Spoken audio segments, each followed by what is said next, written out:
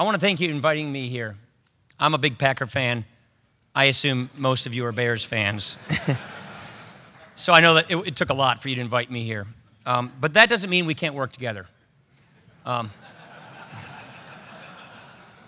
just want to say one thing. As chairman of the House Budget Committee, I stand ready to do whatever it takes to help you re-sign Jay Cutler. All right?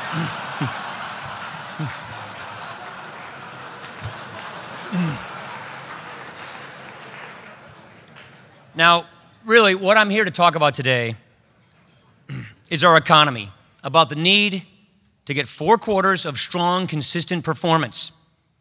That wasn't another Jay Cutler joke, I swear. It could be, but it wasn't. I'll come to the point. Despite talk of a recovery, the economy is badly underperforming. Growth just last quarter came in at 1.8%. We're not even creating enough jobs to employ the new workers entering the job market, let alone the 6 million people who lost their jobs during this recession. The rising cost of living is becoming a serious problem for many Americans. The Fed's aggressive expansion of our money supply is clearly contributing to major increases in the cost of food and energy. And an even bigger threat comes from the rapidly growing cost of health care, a problem I would argue made much worse by the health care law enacted last year. Most troubling of all, the unsustainable trajectory of government spending is accelerating our nation toward a ruinous debt crisis. This crisis has been decades in the making. Republican administrations, including the last one, failed to control spending. Democratic administrations, including the present one, have not been honest about the cost of the tax burden that would be required to fund their expansive vision of government. And Congresses, controlled by both political parties, have failed to confront our growing entitlement crisis. There is plenty of blame to go around both political parties. Years of ignoring these drivers of our debt have left our nation's finances in dismal shape. In the coming years, our debt is projected to grow to more than 3 times the size of our entire economy. This trajectory is catastrophic. We see this coming. By the end of the decade, we will be spending 20% of our tax revenue simply paying interest on the debt, and that's according to optimistic projections. If rating agencies such as S&P move from downgrading our outlook to downgrading our credit, then interest rates will rise even higher, and the debt service will cost trillions of dollars more. This course is unsustainable. That's not an opinion, it's a mathematical certainty. If we continue down our current path, we are walking right into the most preventable crisis in our nation's history. So the question is, how do we avoid it? The answer is pretty simple. We need to make responsible choices today so our children don't have to make really painful choices tomorrow. If you look at what is driving our debt, the explosive growth in spending is the result of healthcare costs spiraling out of control. By the time my children are raising their families of their own, literally every dollar we raise in revenue will be paying for 3 major entitlement programs. Some of this is demographic. Every day, 10,000 baby boomers retire and start collecting Medicare and Social Security. But a lot of it is simply due to the fact that healthcare costs are rising faster than the economy is growing. Revenues simply can't keep up. It's basic math. We cannot solve our fiscal or our economic challenges unless we get healthcare costs under control. The budget passed by the House last month takes very credible steps to controlling healthcare costs. It aims to do 2 things: to put our budget on a path to balance and to put our economy on a path to prosperity. I'm here today to stress the point that these goals go hand in hand with one another. Stable government finances are essential to a growing economy, and economic growth is essential to balancing the budget. The name of the budget is the path to prosperity. You see, right now, we are finally having a debate in Washington about how to address our fiscal problems, but we're still not having the debate that we need to have. To an alarming degree, the budget debate has degenerated into a game of green eye shade arithmetic, with many in Washington, including the president, demanding that we trade ephemeral spending restraints for large permanent tax increases. This sets up a debate in which we're really just arguing over who to hurt and how best to manage the decline of our nation. It is a framework that accepts ever higher taxes and bureaucratically rationed health care as givens. I call this the shared scarcity mentality. The missing ingredient, of course, is economic growth. Shared scarcity represents a deeply pessimistic vision for the future of this country, one in which we all pay more and we all get less.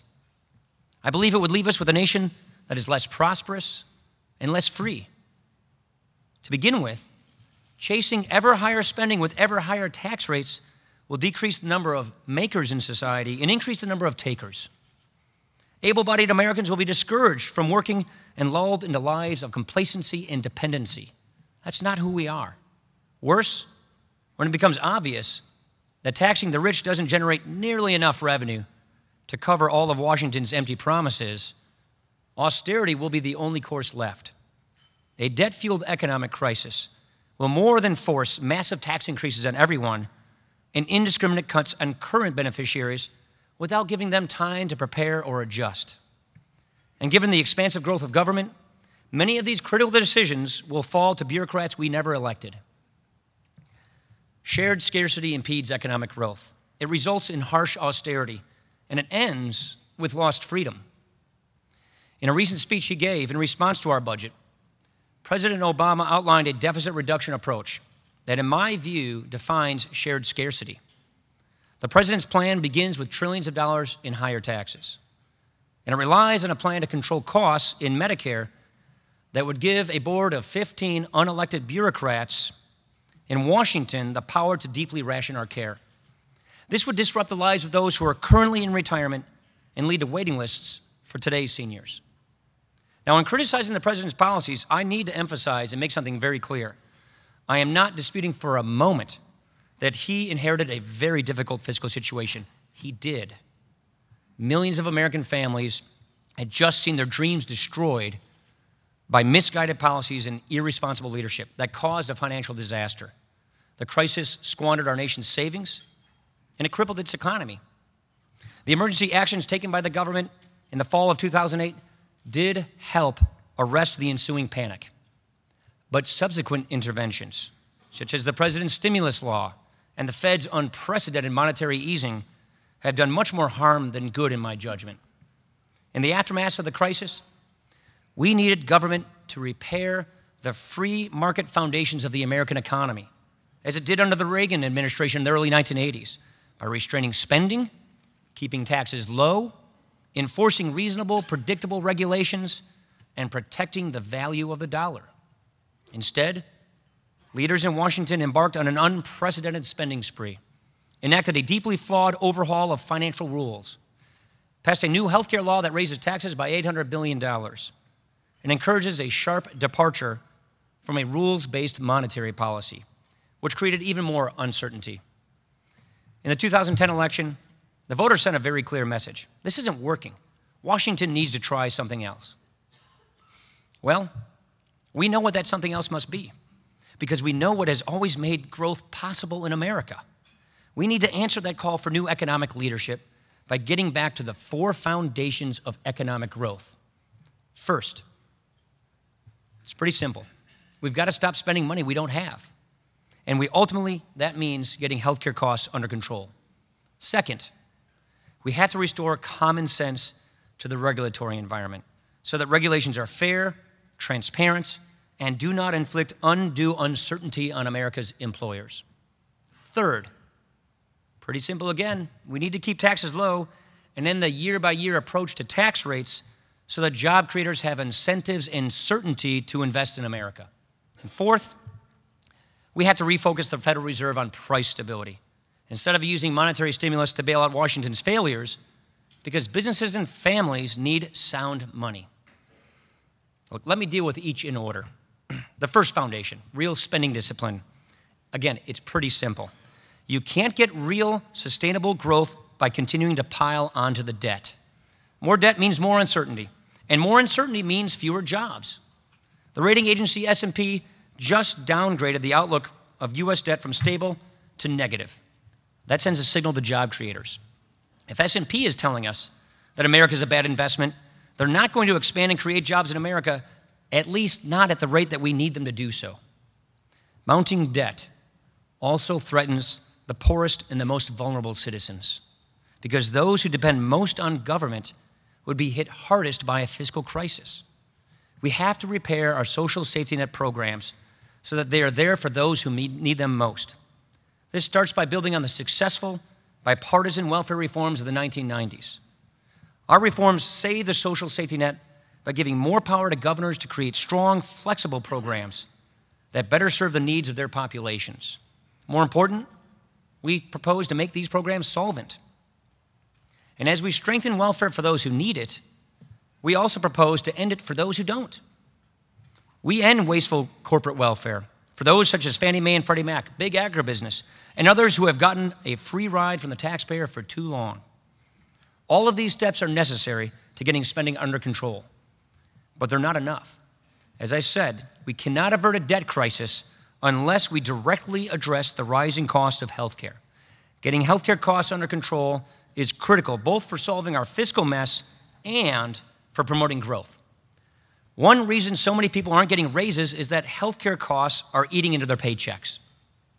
The second foundation addresses the growing scourge of what I call crony capitalism, in which Washington bureaucrats abuse the regulatory process to pick winners and losers in the private economy. Congressional Republicans continue to advance reforms to stop regulatory bureaucrats from strangling job growth and innovation with red tape. We've advanced legislation to stop the EPA from unilaterally imposing job-destroying energy caps on American businesses. We've advanced legislation to revisit the flawed Dodd-Frank law, which actually intensifies the problem of too big to fail by giving large, interconnected firms advantages that small firms do not enjoy today. But most important, we propose to repeal the new healthcare law and its burdensome maze of new regulations. It's bad enough that the law imposes an unconstitutional mandate on Americans. It also imposes new regulations on businesses, which are stifling job creation. Let me share with you one figure that serves as a devastating indictment on the new healthcare law.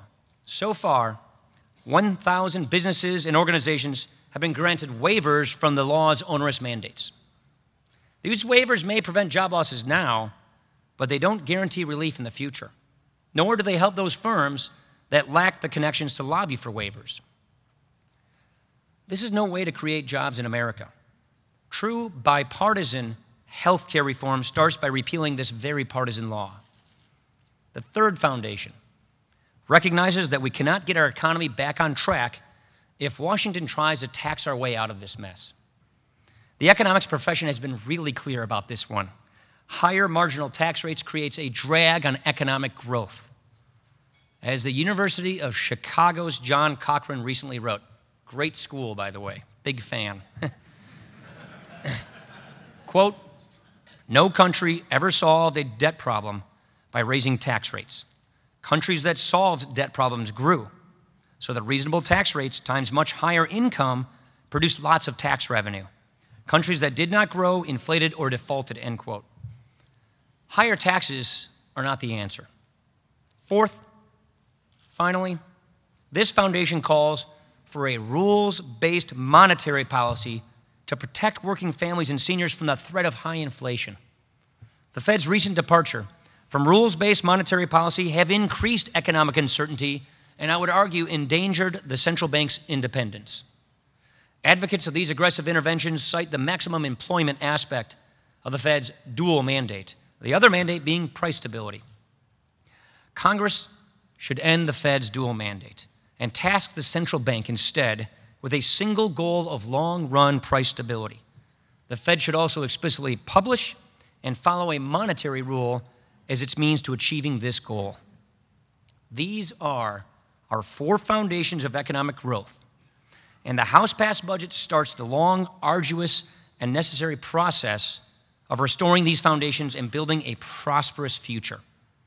We lift the crushing burden of debt by cutting spending and reforming those programs that are driving our debt. We reduce the deficit by over a third in our first year, putting an end to era of trillion-dollar deficits.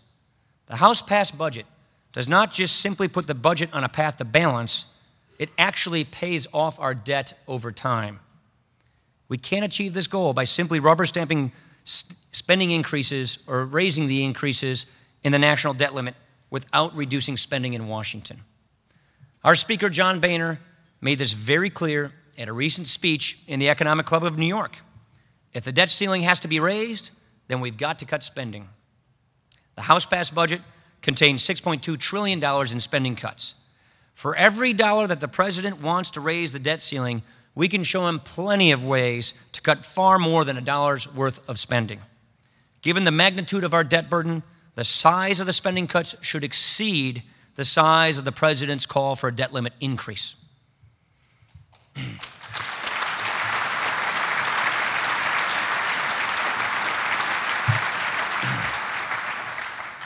Our budget also gets healthcare spending under control by empowering Americans to fight back against skyrocketing costs.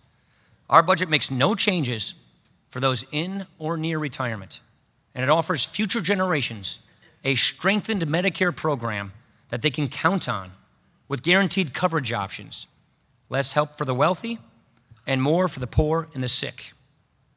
There's widespread bipartisan agreement that the open-ended, fee-for-service structure of Medicare is a key driver of healthcare cost inflation. Ask any hospital executive, they'll tell you the same thing. As my friend Jim Capretta, a noted healthcare policy expert, likes to say, Medicare is not the train being pulled along by the engine of rising costs. Medicare is the engine, and the rest of us are getting taken for a ride. This disagreement isn't really about the problem. It's about the solution to controlling costs in Medicare. And if I could sum up the disagreement in a couple of sentences, I would say this. Our plan is to give seniors the power to deny business to inefficient providers. Their plan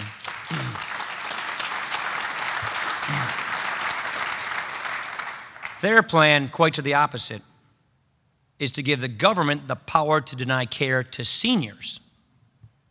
We disagree also about how best to deliver the tax reform that Americans have long demanded from Washington. Here's a quick story about tax policy. 25 years ago, in this club, GE CEO Jack Welch said, and I quote, "I represent a company that does not pay taxes." Funny, I guess things just never change. What I'm trying to say is we need to broaden the tax base so corporations cannot game the system. The House-passed budget calls for scaling back or eliminating loopholes and carve-outs in the tax code that are distorting economic incentives. Tax policy drives economic decisions, not good business decisions. We do this not to raise taxes, but to create the space for lower tax rates and a level playing field for innovation and investment. America's corporate tax rate is the highest in the developed world. Our businesses need a tax system that is more competitive. A simpler, fairer tax code is also needed for the individual side too. Individuals, families, and employers spend over 6 billion hours and over $160 billion each year figuring out how to pay their taxes. It's time to clear out the tangle of credits and deductions and lower tax rates on everyone to promote economic growth and job creation.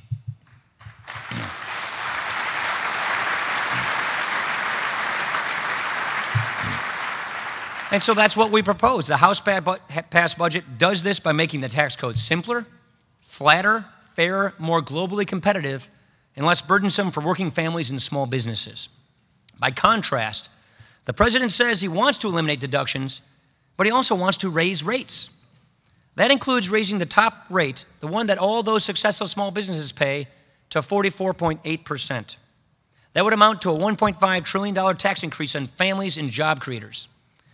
When we tax our employers and job creators more than our foreign competitors tax theirs, they win, we lose. That's not a good idea. The president says that only the richest people in America will be affected by this plan. Look, class warfare may be clever politics, but it's terrible economics. Redistributing wealth never creates more of it. Further, the math is really clear. The government cannot close its enormous fiscal gap by simply taxing the rich. This gap grows by trillions of dollars of each year, representing tens of trillions in unfunded promises to future generations that the government has no plans to keep. There's a civic side to this as well. Sowing social unrest and class envy makes America weaker, not stronger. Playing one group against another not only distracts us from the true sources of inequity in this country, corporate welfare and crony capitalism that enriches the powerful, and empty promises that betray the powerless. Those committed to the mindset of shared scarcity are telling future generations, sorry, you're going to have to make do with much less. Your taxes will go up because Washington can't get government spending down. They're telling future generations, you know, there's really not a lot we can do about rising healthcare costs. Government spending on healthcare is going to keep going up and up and up, and when we can't afford to borrow or tax another dollar, we'll have to give it to a board of unelected bureaucrats the power to tell you what kind of treatments you can and cannot receive. If we succumb to the view that our problems are bigger than we are, if we surrender more control of our economy over to a governing class, then we are choosing shared scarcity over renewed prosperity and managed decline over economic growth. That's the real class warfare that threatens us, a class of governing elites picking winners and losers and determining our destinies for us.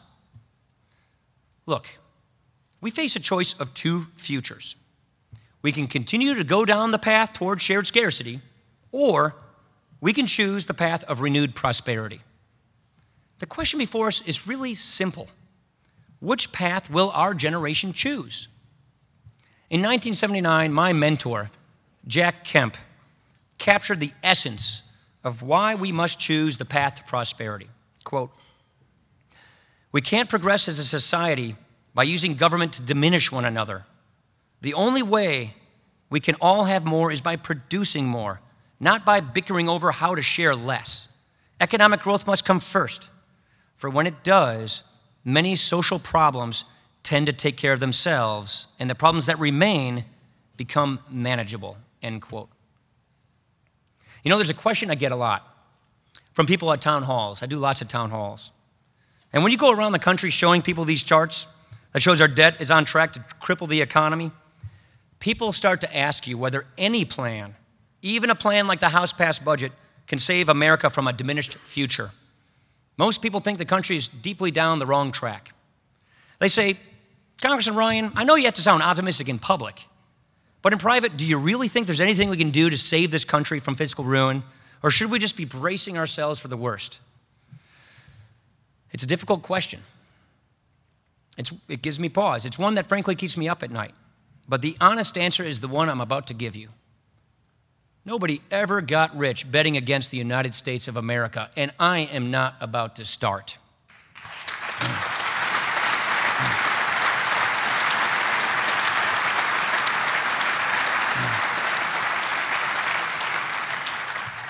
Time and again, just when it looked like the era of American exceptionalism was coming to a close, we got back up.